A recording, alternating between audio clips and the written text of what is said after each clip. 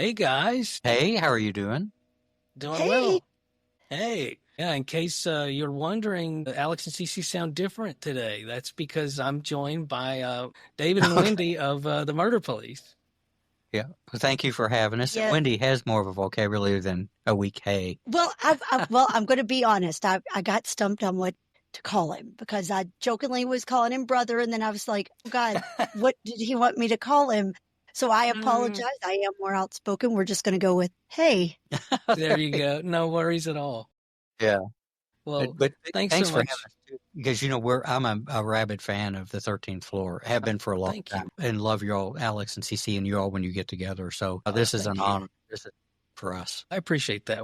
I'm excited because today, normally we talk about spooky paranormal things, and Cece doesn't like really macabre things. And since she's out and about traveling at the moment, we can talk about serial killers. And I think that's something that really overlaps. For those of our listeners who don't know, how about just kind of a 10,000 foot view of what you guys do? I'll go ahead. The Murder Police podcast is an audio and YouTube production content, and it's in that big packed world of true crime. And if we bring anything different to it, it's I think our authenticity comes from we interview the people that do the work and include them in the Absolutely. conversation, scientists and what. And that's based on my experience as a homicide investigator back years ago. Is bringing that. The other really cool thing is that Wendy, one word, hey Wendy, is a true crime fiend. And so when I was conceptualizing it and I was mowing one day and I thought, my God, I have a true crime addict in the house. So Wendy brings the conversation that people who haven't done the work would ask the questions and reins everybody in and doesn't let people get technical. And in the end, we believe we're advocating for victims so their names are memorialized. We do that through not exploiting them. And the biggest thing we've done the past couple of years that I like is, and you've probably caught, is giving a voice to surviving victim members, families, and friends to who are these people. So that's the gist of where we're at. Absolutely. Yeah, I mean, you've even written a book on the ethics of podcasting about true crime. Yeah, I did. That just published in June of 2025. And thank you for being a reviewer. I know with your career history, it meant a lot to have your eye on that Thank manuscript. you.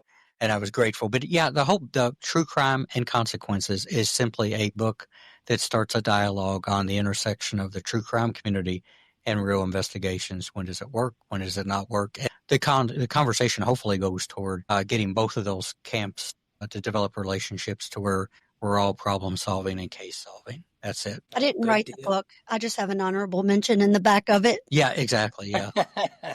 An honorable mention. Yeah. I watched him write it on the front porch many a day, but True. can't say True. that I Yeah. have much to contribute to the Mhm. book. Sorry. Well, the podcast is good enough.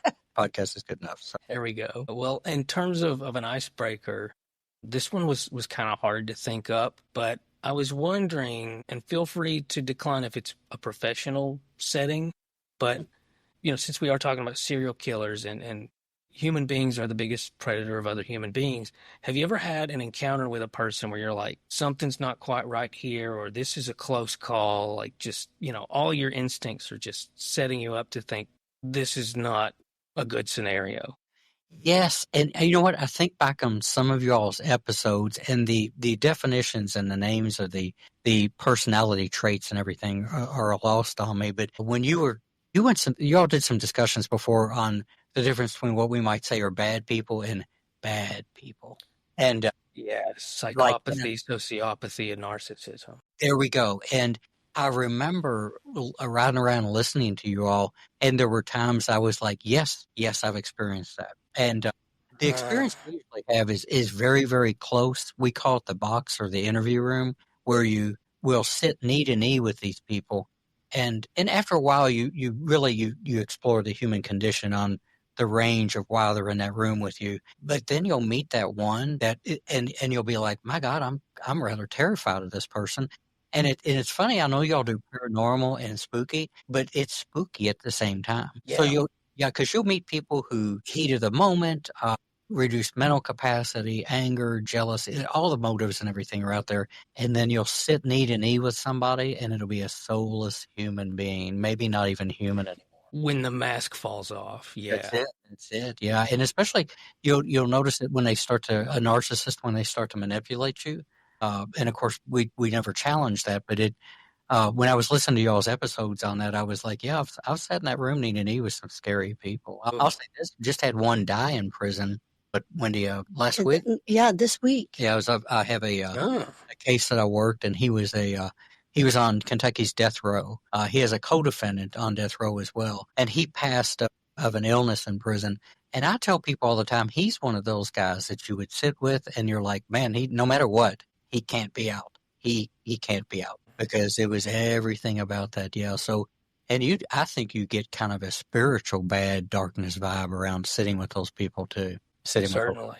So, I think also we had recorded one, our first episode on season 1 on Haley McCone, and we Yes, had sir. Chris Schoonover on, and he actually, I think, David, you started on that case. Chris ended up wrapping it up.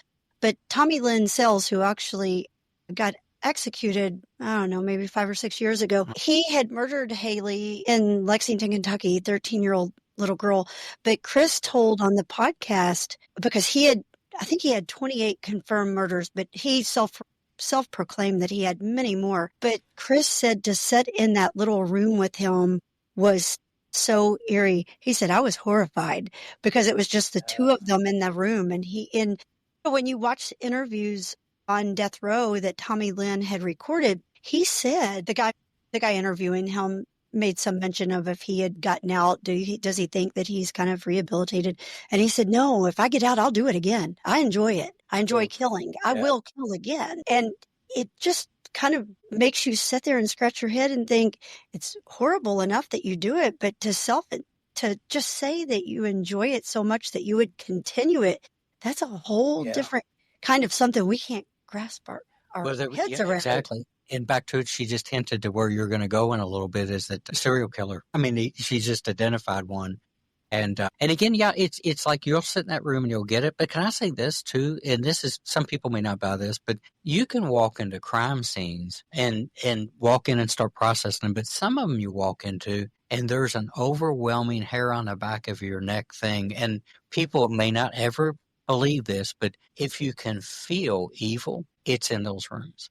And you can feel it. It'll weigh heavy on you, and it's not on every case. But just like when you have somebody that's taken somebody's life, they're not all that way. But it's an interesting question you asked because again, I was listening to your episodes and I was like right in. I was like, yes, I was picturing myself in these people's faces that I'm like, oof, tinglies. Yeah, and as we'll see. And as we'll see in a moment, there's a narcissistic streak in a lot of serial killers that does cause them to overinflate their numbers. Like it's something to be proud of. There's some kind of scorekeeping mentality and trophy keeping in some cases mentality that a lot of them have. It's really disturbing. I've been in a lot of scenarios where I can't pinpoint exactly what the deal is, but it's like the reptile part of my brain is telling me, this is not a good place. This is not a good person, and you got to get out of there. And I do think that some of the most effective killers are really good at masking that so that radar doesn't go off. But some of them, it's simply an inevitability that they're going to illustrate exactly that there's something inherently wrong. And I can't think of a better person to start that off with than Ed Gein, because here was somebody who was no Ted Bundy. He was not a charming guy. He was not a socially cohesive person. I can't imagine anybody interacting with him and not thinking there's something inherently wrong here. He inspired both Leatherface and the killer from Psycho. So, yeah, Norman Bates, Edward Gein.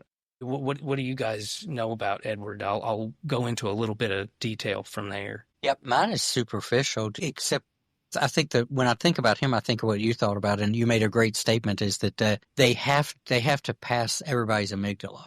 Because some people call it intuition. It's why this species has survived. And we have a dog in the studio, and she has one. The lizard brain is what I call it. And I think you're right. He was more, I think you could picture him there, but the gifted ones, man, they just float. They don't look like your stereotypical person. What do you think, Wendy, before you?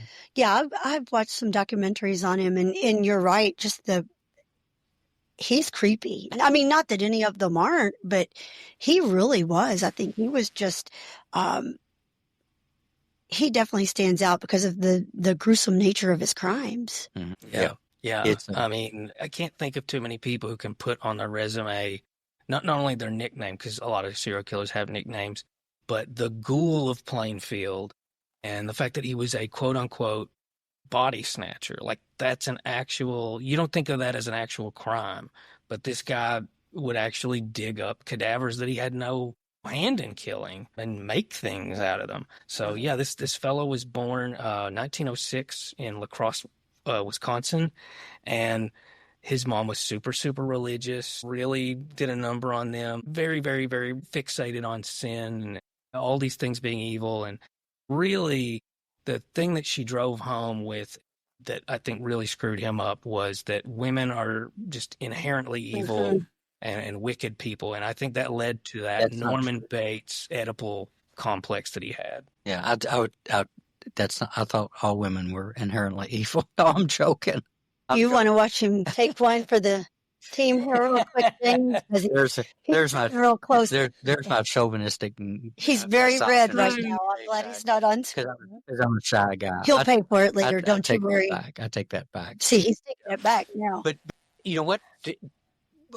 Is that? Do you see that as a like a common theme? I mean, when we talk about these people, I mean, I think it is.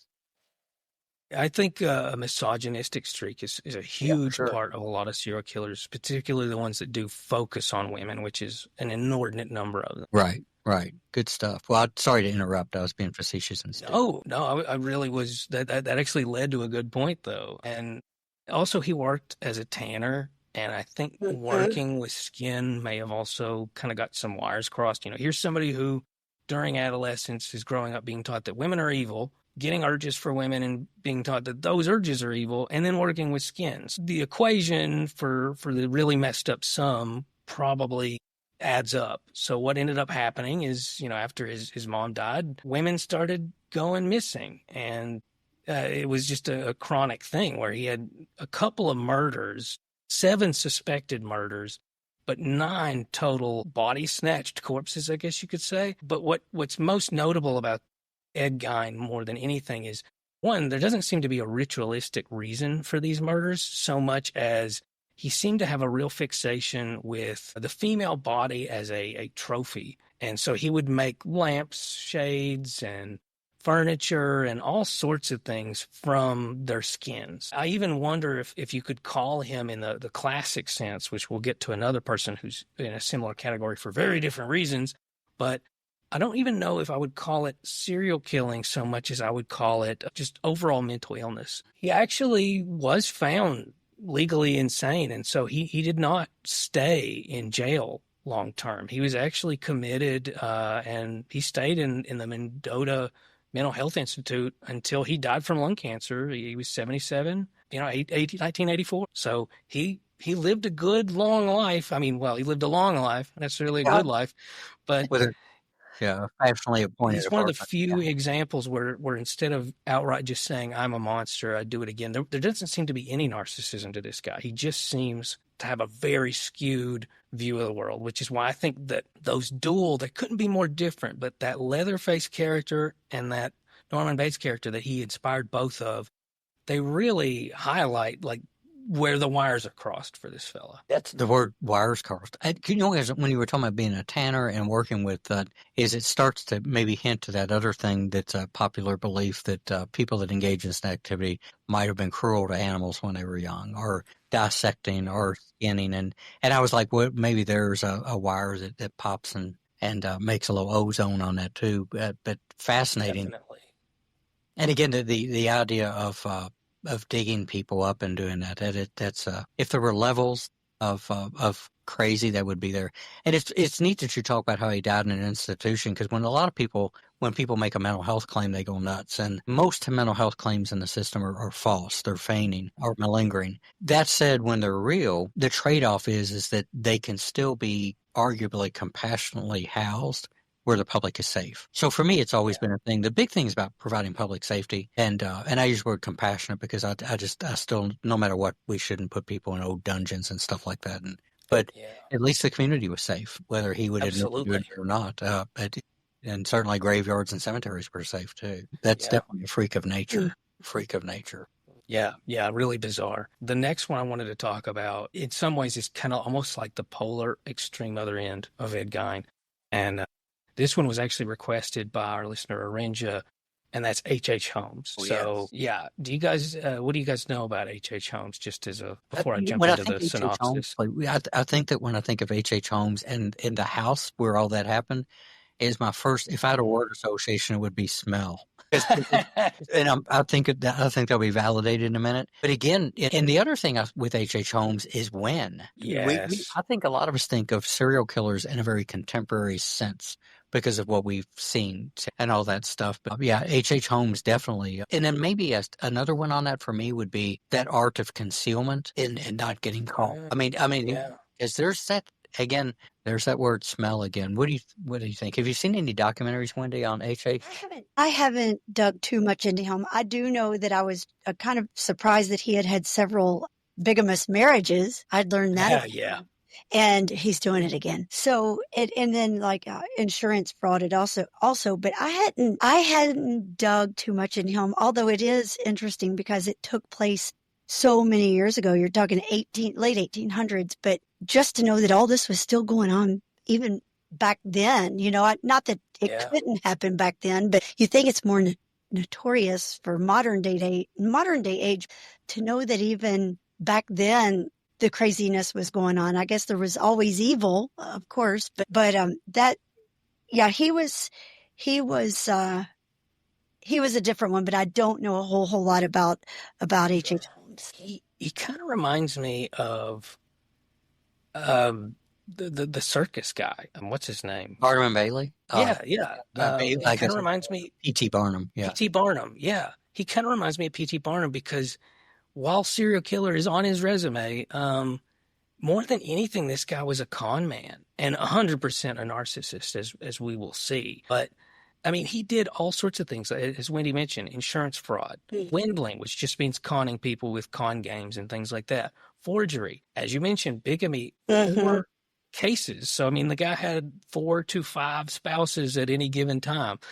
He would steal horses, and of course, he killed people. And that's just a lot to add to one thing because most serial killers, their big crime is that they ritualistically kill people. This guy, there's not a lot of ritual to it, and it does add to the argument that maybe he was not a serial killer. I certainly think he was, but he definitely inflated his numbers. He even on many occasions would confess to a murder that the victim was still alive, and in other cases, one of his partners, they were accomplices in a lot of cons. Benjamin Petezel, he was like, "Yeah, I killed him." Well, turns out that particular person, he probably didn't because it happened years after the fact. He also said he killed that man's children. So he just really seemed to enjoy the attention and the sensationalism. And during this time with yellow journalism, articles were not fact checked. So we say that if it bleeds, it leads now. But back then it was even worse because you only had a handful of people printing the papers and they were pretty much permitted to print whatever. And he even told people, I didn't do it. Okay, I did it. Here's all the people I killed. And it's people that he didn't kill, like for a fact. Some of them were alive, like I said. He said he was possessed by the devil. I mean, he was so prone to lying that they really didn't know how to make heads or tails with any of his statements. They were just like, we don't know any of these. The only things that they really knew was the murders that they knew he did and the murders that they knew he didn't because the victims were alive. That was pretty much where they could draw the line. It's funny you say that too, because with a lot of serial offenders, murderers or sex offenders, it's one, I think that against the way he was, they work very hard to fly under the radar. But they're, what I'm saying, that like he's exposing himself all the time with those ancillary crimes and those hobbies of crimes and whatever. He's always running at risk. But most of the people I sat with that were serial offenders, they were pretty bright, and they understand that the less exposure they have, the less likelihood they're going to get caught. That said, the other thing that was weird with them, some that I met, once they were caught, and it was like the veil was opened up, you couldn't shut them up, and that's where it gets weird because it's like when do they slide from bragging and making and manufacturing to the things they did, and then you start wondering how much enjoyment are they getting out of this? Knowing, for example, if I come in and I say that I've done X amount, you're going to propel many law enforcement agencies to spend a lot of time trying to validate or invalidate, and I can't talk, unvalidate that. Do they get enjoyment in that? And I think I saw that a couple times too. But the callousness, if you ever sit with one or get a copy of an interview with how matter of factual it is when they roll that out, it's there we go. It's frightening. It's so matter of factual. It's like me and me talking about stopping in Dairy Queen and getting a chili dog, and then going over to Burger King and getting a Whopper, and it sounds just like that. But yeah, you would think that he wouldn't do all that exposure with the other crimes. So what a bizarre freak. Yeah. What a freak. I think that some of it was he kind of knew they were going to hang him anyway. And so I think he just reveled in that last minute attention. But speaking to your point about them being intelligent, yeah, I mean, the guy graduated high school with honors when he was 16. He was actually bullied because he was such a smarty pants. And on one instant, they actually took a human skeleton and they had him put the skeleton's hands over his face to scare him. And it did scare him. But apparently that exposure therapy, for lack of a better word, actually calmed him down later on to a point that he became very death obsessed and started dissecting animals. So there we start seeing some of those early signs as well. Crazy stuff, crazy. And again, the time frame. The time frame is so bizarre on that. But yeah, one more thing too about confessions and everything is how many cases are out there where a serial offender taunts and teases that they have more. I'm pretty sure Ted Bundy tried that, because if they play that game and they dole those out, for example, if they're sentenced to death or something, is in theory, if I just whittle a few of these out at a time and these families are wanting answers and everything, I can extend my life. But I think Tommy Lynn's cells might have tried that, but they got tired, and it's Texas. They smoke people like a smoker smokes cigarettes in Texas. Nobody gets out alive in Texas. But and on the ones I worked is that we had no trial proceedings here in town because they were caught in Texas. And I think even in Ted Bundy, I think eventually they were like, we're done. And that's a tough one to walk. Funny enough, we're going to be covering the master of taunts soon. So. Yeah, not Ted, but yeah. But I know. I think I know where we might be going. But it's like, yeah, and the sad thing is, one of the whole focuses in an investigation, especially with something as heinous as these serial offenders, where people go for so long without having answers, is those answers will go to the grave with those people. That's a hard thing. That's a hard thing for a prosecutor or anybody else in the system to call that ball, because but I think after a while they just get tired of being screwed with, and they're like, here, let me punch your ticket. So, welcome to the court. As you mentioned, the home, for lack of a better word, I mean, it's certainly, I wouldn't call it homey, the domicile that he had bought in Chicago to carry out the killings. He had claimed that he'd used an array of methods. It's largely believed, him being a con man, that the reason he originally built this home or hotel or whatever you want to call the building, it's kind of, I think it's too small to call a hotel, but maybe there's a harder definition. But he had built this building with secret rooms, and that does add to the allure and the romance of like the idea of this guy being a killer. But with him being a con man, he said he originally built those rooms so he could hide furniture that he bought on credit. So that checks out with his overall personality. Yeah, it does. Those rent-to-own people, they come back for it. Exactly. And they did not have the best fraud laws back then. There's a lot of famous con men for late 19th century for that reason. But he claimed he used gases and asphyxiation from chloroform and starvation just by, paneling people within the building itself. But some of the ones we know for certain he had committed was one of his mistresses, Julia Smythe, who was a doctor's wife, and she had moved into that building that he'd had, became his mistress. Shortly after Christmas, she just vanishes, and he's like, oh, yeah, she left to visit her sister who was sick and dying. And then he changed it again. He's like, oh, well, no, she and that doctor fellow ran back away. I mean, she didn't want to be my mistress for long. And then he said that she had died during an abortion. And, none of this was really adding up. And they did find her daughter's skeleton, who was about 5 at the time, in his cellar. So he almost certainly had killed both of them, and he had poisoned the child, and we don't really know, or I don't really know for sure how he dispatched Julia herself. Similarly, Emmeline Sigbrand, she started working in that same creepy building that he's got. She was 23 at the time, and he hired her as a secretary for, again, this con stuff is wild. He had a doctor working for him who had a vaccine for alcoholism, which I shudder to think what was actually in that quote unquote vaccine. It's hard to say. So she goes missing. He says that she'd run off to get married, and that didn't pan out. So then he said, well, she tried to get an abortion and didn't work out. So in that case, they actually did believe that for a while, despite him having, told that story twice now. Right. But ultimately, they found her skeleton in a doctor's house who had 3 articulate skeletons that he had bought from Holmes, which we see this interesting tie-in. When he was a child, he was bullied and mortified by an actual anatomical skeleton. And lo and behold, he's selling anatomical skeletons, and one of them is one of his victims. Nice. So weird parallel there. Oof. And we also know that an actress, Minnie Williams, proper name Wilhelmina, which he had changed his name too. His name was not originally H.H. Holmes. When he moved to Chicago, he changed his name. It was a good choice, though. His name was not very great. It was like Herman Mudrich or something like that. So I get it. But Minnie Williams, she had met him at an employment office and started working at his little, again, for lack of a better word, hotel as a stenographer. Don't have a clue what you would need a stenographer for a hotel. I'm assuming just because secretaries back then probably weren't typing out receipts. I don't know. But he actually conned her into transferring her property in Texas to somebody else. And it was somebody else, this Alexander Bond, was actually him. So he'd made a guy up, given him a fake name, and it was actually him. So she had stole property from her, conned her out of property.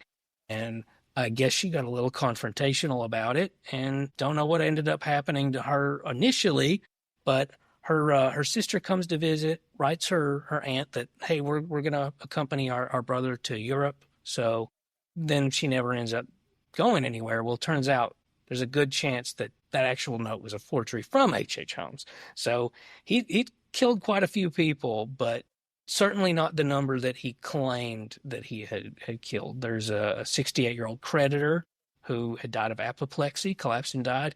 He had treated this man with some sort of black liquid, so there's a good chance he just poisoned the guy, was the deal. Again, him saying he's a doctor probably helped cover that up. What were you going to say, Wendy? I said very likely poisoned him. Yeah. He had another one of his stenographers had gone missing. The list goes on, but again, some of the people that he claimed that he killed, Dr. Leacock died 3 years after he said that he'd killed him. So we know that didn't happen. Very slow death. He claims, there's a laundry list of people that he said he killed, but we don't really know. And some of them I'm inclined to actually think so, because they were murdered. They're just not for certain murdered by him. And he certainly seemed to have a fixation with pregnant women. Sarah Cook, for example, was pregnant, and she was smothered in a vault. I don't know what his deal was with that. The fact that he would rely on abortion as an alibi. I don't think so. Certainly 2 women were his mistresses, but Sarah Cook probably had nothing to do with that. So it's very unlikely she was carrying his child. It's all very macabre and strange, though, his behavior. And again, some people argue he's not a serial killer. I think when we look at the laundry list of people, even including the ones that clearly he didn't have anything to do with, I would still certainly say that these weren't just ways to cover up pre-existing crimes. I think he absolutely got a thrill out of it, especially with the fact that he's, using a woman's skeleton as an anatomical model and selling it to somebody else. That's not con man behavior. That's killer behavior. And it's interesting when you talk about the maybe fixation or fascination with pregnant women, and then how readily he would use the excuse that, well, she died getting an abortion. Again, is there some kind of a connection there? And the first thing I thought is that you don't have to study a lot to realize that in that time the mortality rate on an abortion with a woman was probably incredibly high, and it was probably a regular thing. And then some of the societal conflict with that and everything on what people thought about it. But you'd have to assume that was so reasonable that I mean, because it's just that back then, for sure, the mortality rate was probably extremely high. I don't have any numbers, but it was probably pretty. That makes a lot of sense. So if you told somebody that, it'd be like, yeah, probably so. Interesting guy. Yeah. Well, that leads me to the king of taunts, which we actually don't even have his name because he never got caught. And you probably already guessed it. The Zodiac Killer. Yes. Oh, yeah. Isn't that crazy? I just knew he was going to say one that I was sitting on the edge of my seat waiting for. The Zodiac Killer. No, Ed Kemper. Yeah, but let's stick with incredibly smart, but we're going Zodiac. I just knew when he said that takes me to the next. I was like, he's going to say it. He's going to say it. Here we go. Interesting. But I'm sorry, the Zodiac. No, the Zodiac is super cool. I like that one too. I mean, if you can call it cool, is that maybe you shouldn't call it cool. It's notable enough that Ted Cruz made a joke. Donald Trump accused him of being the Zodiac Killer or implied it. And he even made a viral video joking that he was. So I'd say that few killers have entered the zeitgeist enough to where you'd have political references to it like that. Yeah. But being older and growing up in that time, I think when I think of the Zodiac Killer and maybe the complicity of the media.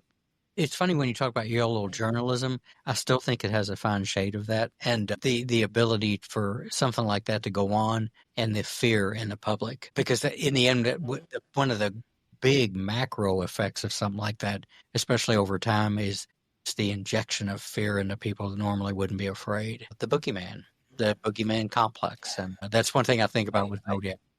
I certainly think that one of the things that's an incentive for some of these more narcissistic people who become serial killers is the press that they get. Sure. I think it definitely plays a role, and there's some weird cannibalism to that where it's like the media gets more funding from ad revenue because they're covering it, and then more people want to do it because they see the attention that the media gives it. So it's this horrible back and forth.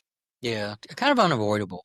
It's one of those things. He leaves a bad taste in your mouth because I can imagine if I was in a newsroom or in an environment like that, and I got one of those magic envelopes one day. It's like you and your news agency just got hooked a long time. You got the exclusive. You just hope they don't visit you at your home late at night to make the next example. But yeah, the Zodiac Killer. If I had a word association, it would be fear.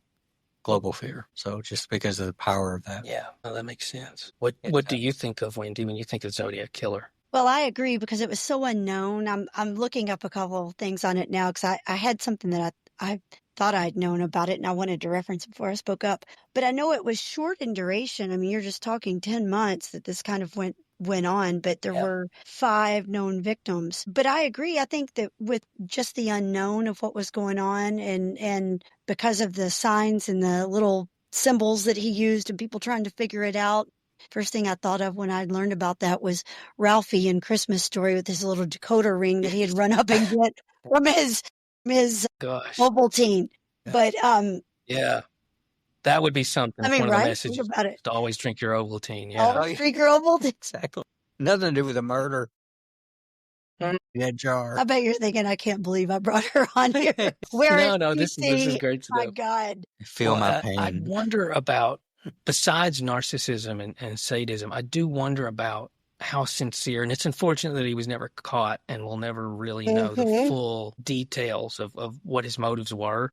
But he said that he was actually collecting people as slaves for the afterlife. Yes. And he claimed to have killed a lot more people than are confirmed, like a ridiculous amount. Yes, like 37. Yeah, that was his claim. As opposed to 5 and two failed attempts. Yes, in 74, he claimed 37 victims in his last letter. So yeah, again, you get back to why are you upping your numbers? I guess they just want to brag about that. What a thing to brag about. Oh, for sure. Yeah. When you talk about that very and the symbolism and everything too, is that, and I'm not saying it happened in this case, but one thing you worry about when a lot of information does make it out is people who copycat, not even necessarily the act of the murder, but there's enough freaks out there that would draw a symbol and send it to a police department. I don't know if that happened in this case, but when people talk about why police don't release information, there's a delicate balance between providing for public awareness for safety and pushing people over the edge with fear. And because we used to meet on cases all the time like that, especially when we believe we had serial cases. And it's a delicate balance, because if you open up too much, you also expose yourself, and you're vulnerable to a lot of unhealthy people and jumping in, and it could go all over the place. False confessions, false evidence, false leads. But again, get back to your point too, because I interrupted with that, is that fascination with bragging.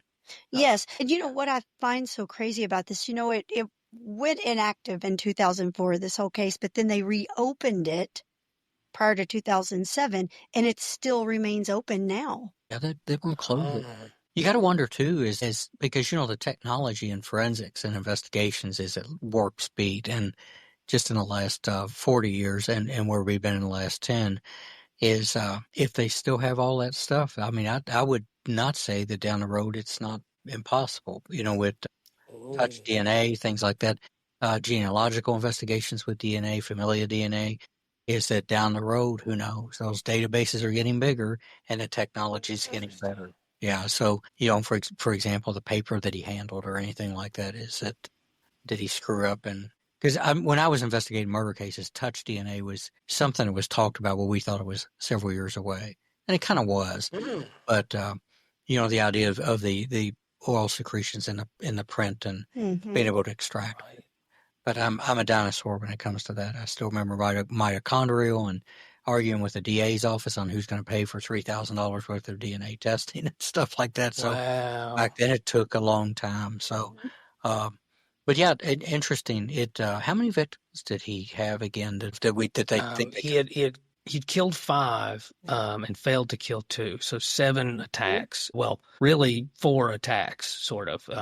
Let's get into that actually, because it kind of shows something psychological about this guy, because he almost exclusively attacked young couples. Yeah. That was pretty much his whole go-to. So the first time he does, he shoots and kills David Faraday and Betty Jensen, a couple of teenagers. Sounds like they were on a date. They were at Lake Herman Road in Benicia. He got both of them. The second attempt, this is where we start getting survivors. He attacks Michael Majot and Darlene Farron, 19 and 22 respectively, shot them when they were in a parking lot in Vallejo, and Majot, the man, survived, whereas Farron did not. The third attempt, we see an almost identical thing happen, except in this case, he uses a knife. He stabs Brian Hartnell and Cecilia Shepard. Cecilia dies, Brian survives. So, yeah, very interesting. And actually, she had survived for 2 days, but she ultimately died from her injuries 2 days later. Then 29-year-old, this is where it kind of stands out, Paul Stein, was shot and killed in October of that year. So there's something to that. And then with every killing, he would also add ciphers and very heavily misspelled, clearly deliberately misspelled notes to both law enforcement offices and media outlets. And a lot of them started with the statement, "This is the Zodiac speaking." And they were signed with a little crosshair looking symbol, which that's kind of what he's most famous for, is that particular symbol. Yeah, interesting stuff. He'd written several letters.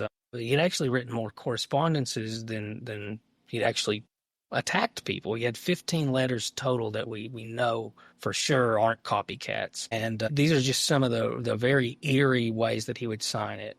So, "I am the killer of the 2 teenagers last Christmas." Christmas is spelled with 2 S's at the end. So, is there a cipher reason for this? Was it just an allusion to the fact that Christmas originally meant Christ's Mass?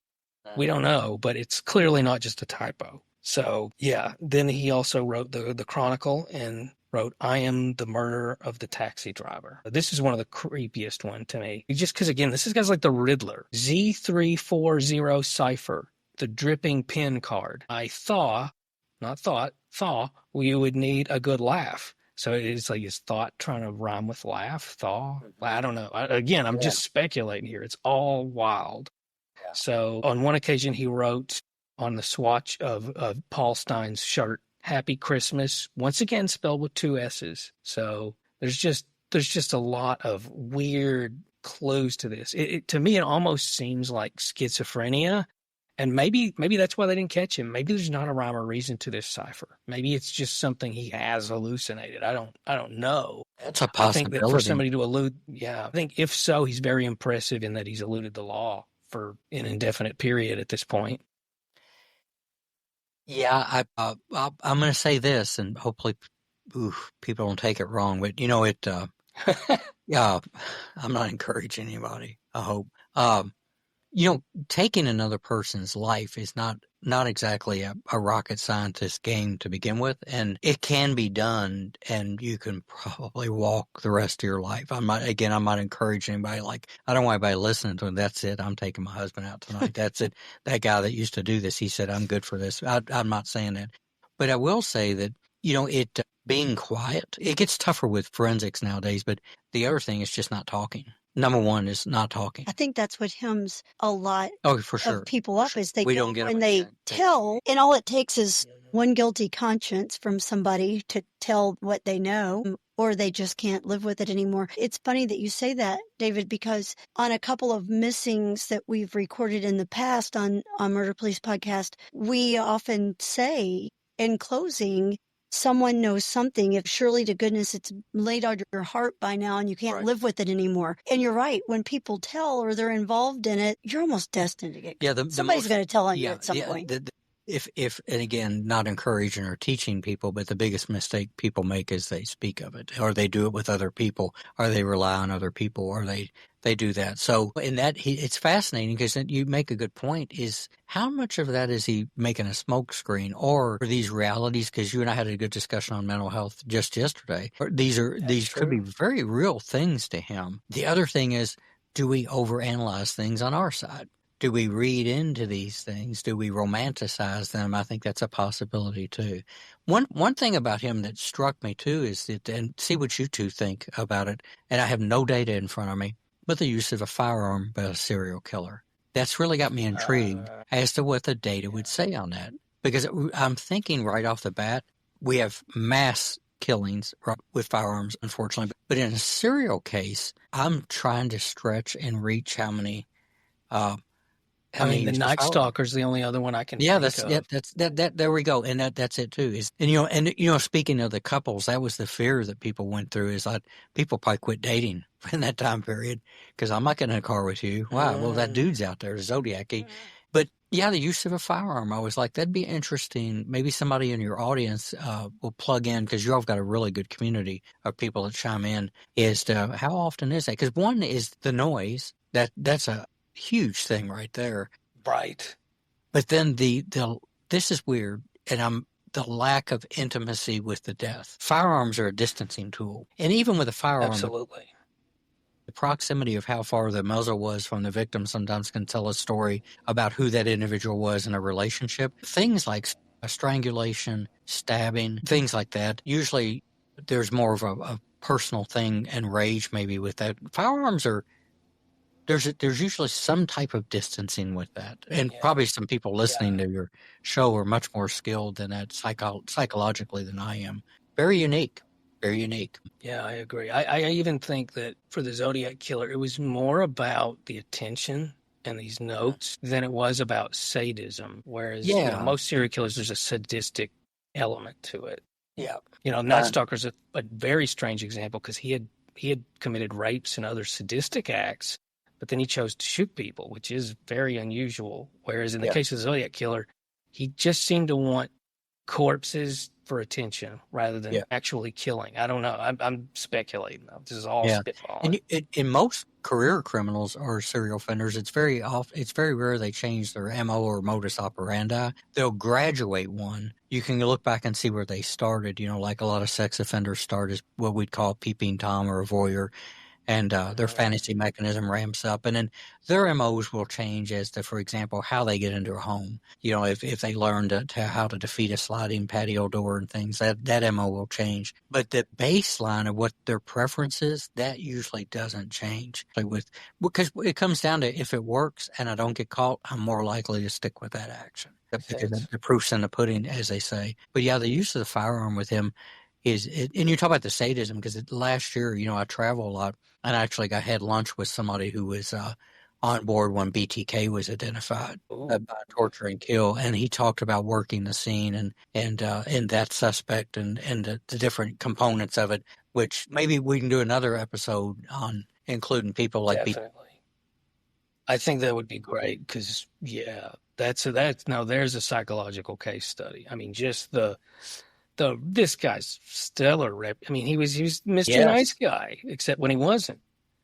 Oof. Yeah, and again, not that we can stereotype or put pictures in dictionaries, but when you see pictures of him, it's like, yeah, he works at Lowe's. Nothing offensive. I'm not saying people work. Exactly. Yeah. Yep. Like an average, Yeah, your average Joe. guy. Yeah, exactly. And again, we could wrap that back to what you started with. That's the thing about letting our intuition and our lizard brain get dulled and not paying attention to it, is that we feed these other fantasy mechanisms that again, one more time, these people have to get past our common sense and our intuition, and they have to, when you talk about narcissism and things like that, they have to be convincing, because they only need you to drop your guard for a little bit. And they're like a shark looking for a wounded fish, is they look for vulnerability, and then they only need you to drop the guard to be opportunistic to jump on you when they want to, and then it's all downhill from there. Well, and I think another just run-of-the-mill average-looking guy, Gary Ridgway. Yes, there we go. The Green River Killer. Oh, yes, exactly. Yes. God, that was a wild case. There was someone, Yes. before we rabbit hole that one, but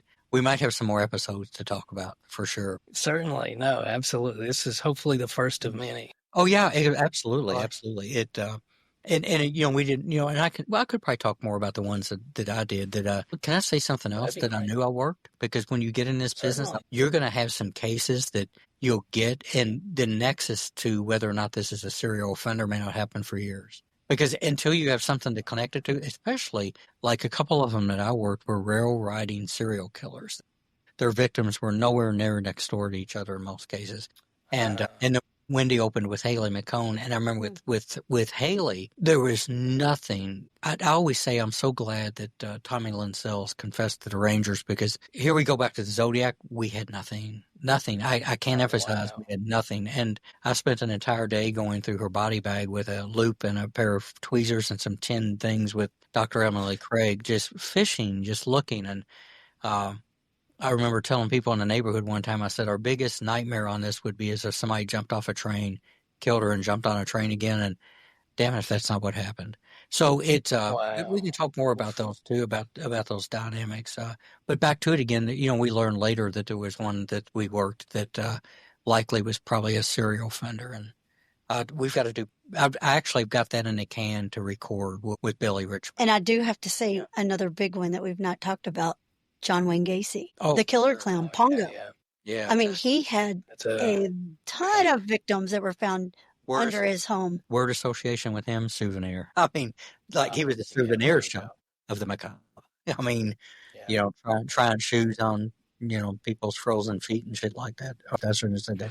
You can edit that out. Trying shoes on. No worries. Feet. Yeah, I just don't want worries. It. Yeah. No worries. Certainly.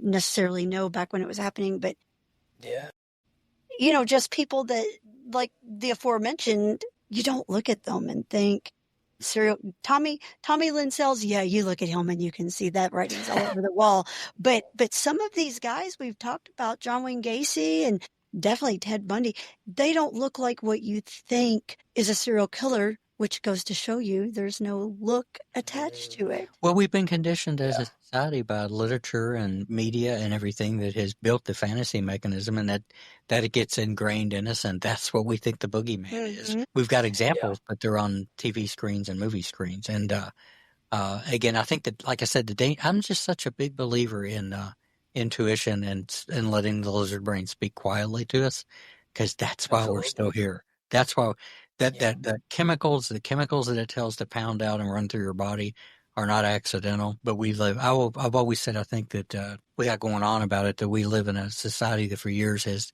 dulled the shiny edge of intuition. Like I fully agree with that. I mean, right now it's Shark Week, and everybody's scared of sharks, and it's like, sharks are not what you need to be worried about. You need to be worried about people in three-piece suits with nice, bright smiles and cheerful eyes. It's not the sharks. Or heart disease.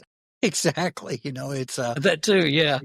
Yeah, there's a lot more people to have a heart attack than a shark attack. I mean, I feel pretty sure I don't have to have the date in front of me. But it's funny. You can't even get them, and some people won't get in a swimming pool after that. I mean, it's insane. So there's Yeah. there's some other conversations one day of the collision of culture and real life, and when do we win or lose on it? Good stuff. Good stuff. Thanks so much, you guys. I'm going to close this out first with a little PSA because, as fate would have it, the FBI's actually released that there are a number of truck driving serial killers this summer. And so just don't get in a vehicle with somebody you don't know, period. Like, no matter what the circumstances, don't hitchhike and don't hitch rides and don't get in a car, especially off the interstates. It's a big concern. It's enough of a concern the FBI is actually admitting it right now instead of just going after the folks. So they're at their wits' end with this one. Yeah, I won't joke on that. Can I say that there's a guy that I follow named Phil Chalmers, and Phil develops a rapport and relationships with imprisoned serial killers and gets them to interview him, and they're fascinating. If you ever listen, you'll hear the taunting, but that I have to say this, that he interviewed one guy that was an over the road serial killer who said it's almost like a secret society and it's very real. So I'm with you. Let's not do that. And maybe the guy's bragging and maybe he's fantasizing, but Sure. I believe in the old FBI, so I'm not going to make any light of that. Let's all be safe. Yeah. Let's use our head. This most of us were raised not to hitchhike and Right. pick hitchhikers up. And, Yeah. what's that old joke you used to see where a guy picks up a hitchhiker and one guy looks at the other one and says, well, I feel pretty good about it. There's something to the effect of there's not a hitchhiker in the car. And the guy makes a remark to lead you to believe that maybe he's not a serial killer. And the other guy, it leads him to believe that maybe he is the serial killer. I can't remember how it goes. But it was kind of, let's be careful. I can't remember how that goes. Yeah, I but know. it's I a just good one. screwed it up. Yeah, cut that out. I just No worries. Roy did punchline on it. So I did. well, thanks so much, you guys. I really appreciate it. I think this was a really great episode, and it will be. Yeah, thank you. Yeah. Until next time, everyone. We hope that you can keep it strange. Keep it strange. Yeah. Okay. I'll do it. I'll do a little countdown when I hit I'll be one. ready. We'll say keep it strange. No, not you. I said I'll be ready, and the dog hopped up. She's like, "We're ready." I don't know if you can see her ear. There's Until her next smell. time. We hope that you can keep it strange. Want to try it again? A good deal. No, we're good. I actually think that's funnier.